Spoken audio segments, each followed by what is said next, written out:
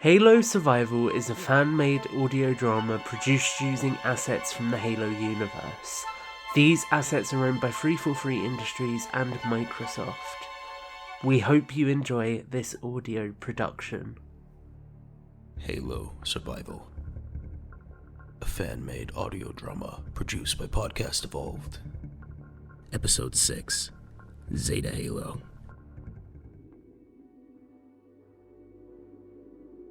Clear right!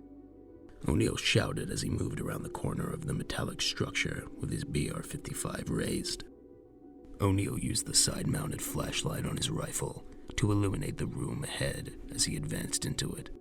The room was a large, hollow space with a few blue lights decorating it, and what appeared to be some kind of console mounted on one wall, with ancient Forerunner hieroglyphs planned within. The Marines weren't sure what the purpose of the structure was, but its angular tower emitted a blue pulse into the sky every now and then, suggesting it was part of some kind of network.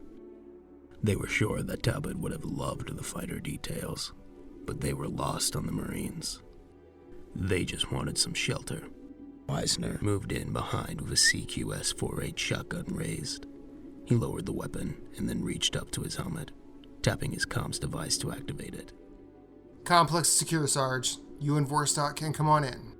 O'Neill and Wissner set about placing their weapons down against the wall as they began to assess the space. Eisner reached into one of the pouches on his vest and pulled out some kind of energy bar, peeling back foil as he bit hungrily at it. He finished it and slung the MA-40 he was also carrying off his back and began the process of field stripping it. O'Neill was now sat doing the same with his BR-55. Vorstock walked in with her BR-55 slung across her chest, and the sergeant came in the rear, with her DMR slumped on her back as she drank some water from a canteen. What's the situation? Well, it ain't no sundown, but it'll do, Sarge. It's close quarters. We can't stay here for long.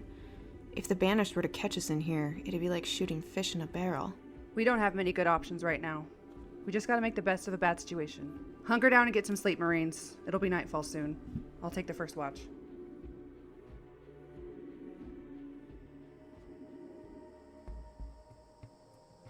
Hull went back outside to a ramp which they had passed as they cleared the Forerunner structure, and she climbed it, emerging on a platform which surrounded the apex of the emitter tower. She walked to the edge and sat, her DMR nestled across her legs as she looked out towards the rich and expansive landscape of the ring.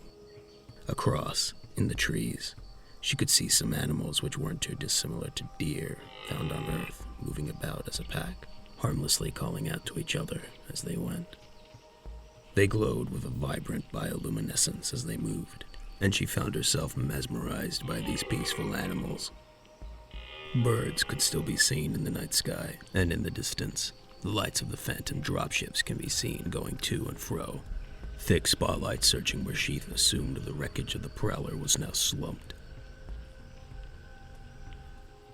As she watched, she removed the magazine from her DMR, checked the rounds, and then placed it back in, thumbing the safety.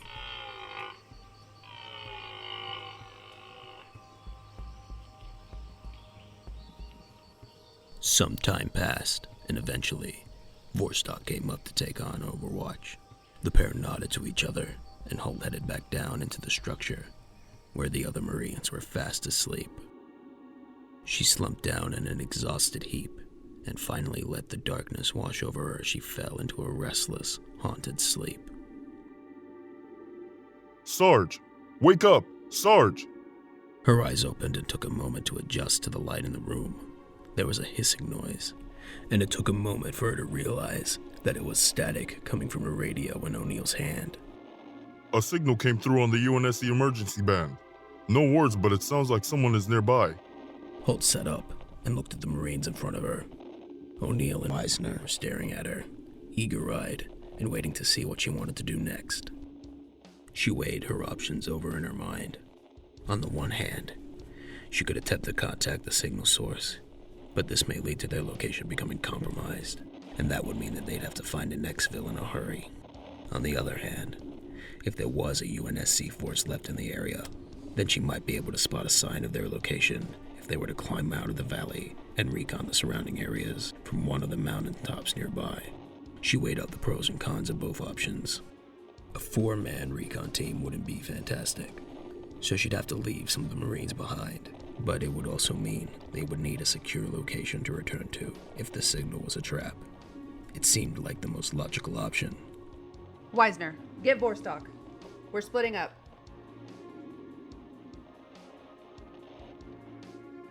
A few moments later, all 4 Marines were in the room together. The plan is simple. We're going to split into 2 teams. O'Neill and I will head to one of the peaks of the local mountain ranges. I've got some binos and also the DMR. Using them, we'll recon the local area and see if we can locate any UNSC forces who the signal may have originated from. Vorstock and Weisner, you'll stay here. We'll leave most of our equipment so we can move quickly. If we find the source, we'll come back and collect you. If not, we'll come back, pack up, and we'll get ready to move out on our own terms. But didn't you say this location wouldn't be safe for long? It won't. But it's secure for now, and the recon op won't take long. We'll get to the location, avoid the banish, and be back before sundown. If we're not, you move on without us. Why me? Nat's better at longer range work. Exactly. So she is the perfect person to help Weisner keep watch while we're gone. That way, we keep everyone safe. The Marines nodded, Holt seemingly settling their concerns. Weisner and Vorstock walked their comrades to the door, and then watched as the 2 Marines gently sprinted away into the woodland. Holt wasn't sure what they were going to find, but if they kept moving in a north direction, she knew they would come to the mountain ranges she could see on the horizon, and from there, they would be in a much better position to ascertain the circumstances on the ring. Her and O'Neill slowed into a slow jog as they began to move through the woodlands. They made sure to keep a wide arc around the field that they came from, knowing that Banished would likely still be entrenched around the crash site. It pained Holt to know that Cooper and Talbot's bodies were probably in Banished possession, but there was nothing she could do about it now. As the recon team continued to move through the woodland, they occasionally heard the whoosh of a banshee flying overhead.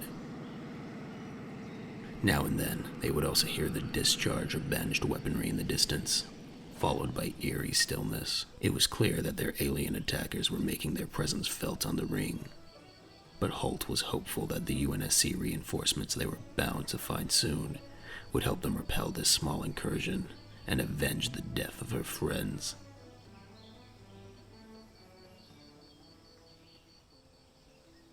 Eventually, after what felt like an eternity of running, the 2 Marines emerged at the rocky outcrop of the lower end of one of the mountains. The terrain became increasingly volatile and difficult to navigate, so the Marines had to sling their weapons on their backs to begin to scale the rock face. Eventually, it became more vertical than horizontal, and the Marines took a moment to catch their breath, eating rations and drinking water. It's damn high, and that terrain looks lethal. We'll have to take our time. Hey, it was your idea in the first place, Sarge. At the Forerunner structure which the Marines had temporarily occupied, Vorstock was pacing back and forth on the observation platform, her BR-55 in hand.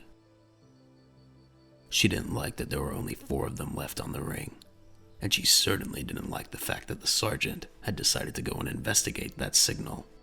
They needed backup, but investigating something so strange was bound to be dangerous, and she wasn't entirely convinced that it would have originated from a UNSC source. Still, Holt was left in charge, and she had to follow her orders, even if she did work better alone. She was deep in her own thoughts when a scream came from deep inside the compound. It took her a moment to realize that this had been Weisner. As quickly as she heard him, things fell silent, and she felt a chill run down her back.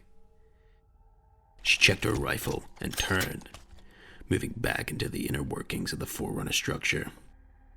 She raised her rifle and cleared the corners quickly until she came to the room where the Marines had holed up. Weisner lay on his back, and as she got closer, it became quite clear that the poor Marine was dead. Something had sliced through his stomach, and it was clear that it had been hot and fast as it left a near-perfect vertical slit in his torso. She could see internal organs through the bloodied pulp, and knew instinctively what had done this. An energy sword, a weapon favored by the Sangheli, and a weapon which could kill in a single blow. She could see that Wisner's bulldog shotgun lay next to him, just out of arm's reach. She found a small bit of comfort in knowing that her friend, at the very least, tried to fight back. There was a click as something hit the floor behind her, and she turned to see an empty corridor. But as her sight adjusted, she realized that something wasn't right. In the middle of the corridor, the empty air almost appeared to be shimmering. She didn't hesitate and fired 3 rounds in quick succession, impacting against the figure which stood there.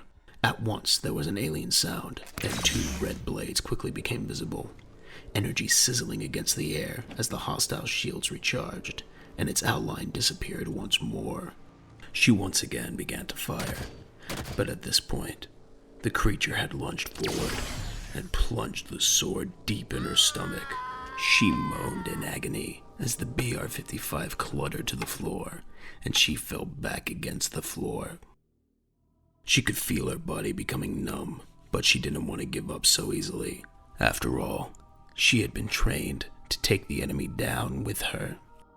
She reached around to the back of her utility belt, where a grenade was mounted, and pulled it to her front, desperately attempting to thumb the safety off of the weapon, despite the failing sense of feeling in her fingers. She was almost there, when the feeling dropped away altogether, along with her hand and the other half of her forearm. She looked down, more in shock than any real horror, and saw the grenade and some of the bloody remains of her arm drop to the floor in a mess. She turned, mouth agape, beginning to gurgle on blood as her eyes began to force themselves closed. For a moment, she saw a towering black figure with a red visor look down at her, almost in pity, and then everything went black.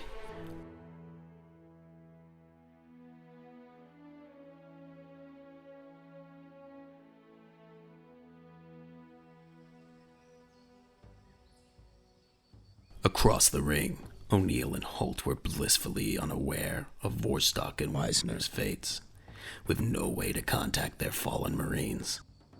As the duo reached the peak of the rock work which they had spent some time climbing, they were able to get the view out across the ring, showing them everything from the crash site where the Prowler had come down, to further afield than they could see before. As they began to take in the view, both their faces dropped, and O'Neill's usually charming demeanor dissolved entirely. Waves of banished vehicles could be seen across the ring, including phantoms and banshees patrolling the skies, and armor columns of wraiths, marauders, and other vehicles picking their way through the fields. Foot soldiers could be seen everywhere, and large structures dotted on the horizon resembling old-school fortresses, with defensive walls, watchtowers, and other nasty-looking fortifications wrapped around them. On the hills and mountains in the distance, large banished structures could be seen reaching towards the skyline, including what appeared to be barracks, and also a string of anti-aircraft cannons set up in defensive formation. Here and there, the former remnants of UNSC forces could be seen, still smoking in some places. Old bases had been destroyed and vehicles abandoned. It was becoming painfully clear that the signal hadn't heralded a last bastion of human resistance, but rather it had heralded the arrival of something far, far bleaker. This isn't an incursion. It's an invasion.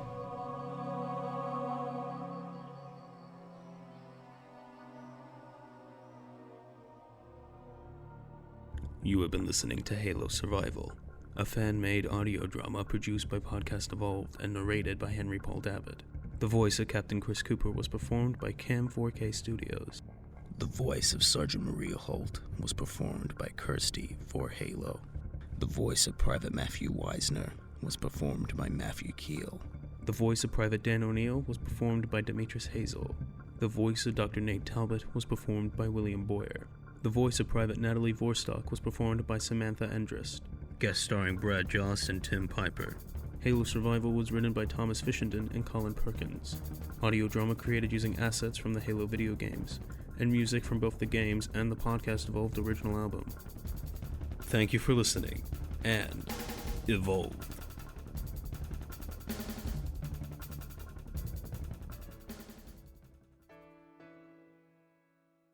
Hi everyone, it's Tom here at the end of the show, and I wanted to say a huge thank you for listening to and supporting this audio drama. We hope that you are just as excited for Halo Infinite as all of the crew here at Podcast Evolved are. This audio drama was created as a letter of love for the team at 343 Industries, allowing us to tell our own story in the beautiful world which they have been crafting for the upcoming video game. Thank you for keeping Halo alive for all of the fans. We are incredibly excited for the next 10 years of Halo. I want to say a special thank you to all of the voice actors, from everyone from the cast, to also Henry Poole, who was the narrator. You all really put a lot of energy into this drama, and it's incredibly humbling to have you all as a part of this. So thank you so much to everyone involved, and thank you to you, the listener. We appreciate you listening, and, as always, evolved.